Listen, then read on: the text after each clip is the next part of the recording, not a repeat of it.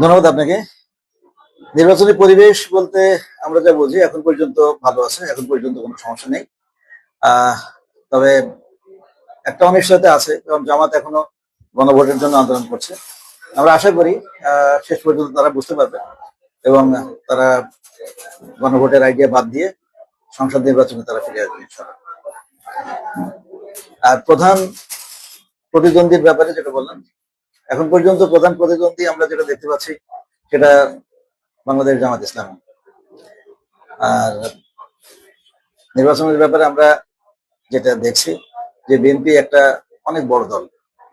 বিএনপির মধ্যে আহ অনেক যোগ্য ত্যাগী নেতা আছে, এটা প্রত্যেকটা আসনেই আছে। আসলে নমিনেশন ঘোষণা হওয়ার পরে আপনারা দেখেছেন যে এই কুষ্টিয়া সহ বাংলাদেশের বিভিন্ন জায়গায় ছোটখাটো কিছু অসন্তোষ দেখা দিয়েছে এবং এর বহিঃপ্রকাশও হয়েছে। তো এটা আস্তে আস্তে কমে যাচ্ছে। ইতিমধ্যে আমাদের কুষ্টিয়া 3-এ আপনারা দেখেছেন যে প্রথমে 1-2 দিন একটু অসন্তোষ ছিল, তারপরে আর তেমন কোনো মানে বাইরে আমরা তেমন কিছু দেখিনি। তো একটা কথা শোনা যাচ্ছে যে হয়তো বিএনপির কোন নেতা স্বতন্ত্র প্রার্থী হওয়ার সম্ভাবনা আছে, কিন্তু এটা আসলে আমাদের মনে হচ্ছে কথার কথা। আমরা সিনিয়র নেতৃবৃন্দের সাথে কথা বলেছি এবং আপনারা যেটা শুনেছেন বা আপনারা যেটা বোঝাতে চাচ্ছেন, উনি নিজেও একটা বিবৃতি দিয়েছে এবং উনি বলেছেন যে না, উনি দলের প্রতি অনুগত এবং উনি দলের সাথে আছেন, দলের সাথে থাকবেন এবং উনি স্বতন্ত্র প্রার্থী হবেন না। মাঠ পর্যায়ে অনেক কর্মীরা বলতেছে যে বিভাজনের কারণে এর সুযোগটা অন্য দল নিতে পারে। আসলে আপনারা যেটা বলছেন, নির্বাচন কিন্তু এখনো প্রায় 3 মাস সময় আছে। প্রতিবার যেমন হয়, নির্বাচনের 2 থেকে 3 সপ্তাহ আগে আপনার প্রার্থিতা ঘোষণা করা হয় এবং সবাই নির্বাচনমুখী হয়। এবার একটু আগেই ঘোষণা করা হয়েছে, যার কারণে হয়তো একটু এলোমেলো অবস্থার সৃষ্টি হয়েছে।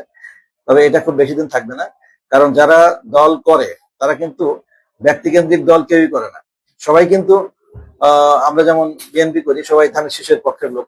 আপনি যার সাথে কথা বলবেন দেখবেন যে সবাই বলবে আমি দেশনেত্রী বেগম খালেদা জিয়া আমার নেত্রী, দেশনায়ক জনাব তারেক রহমান আমার নেতা, আমার প্রতীক ধানের শীষ।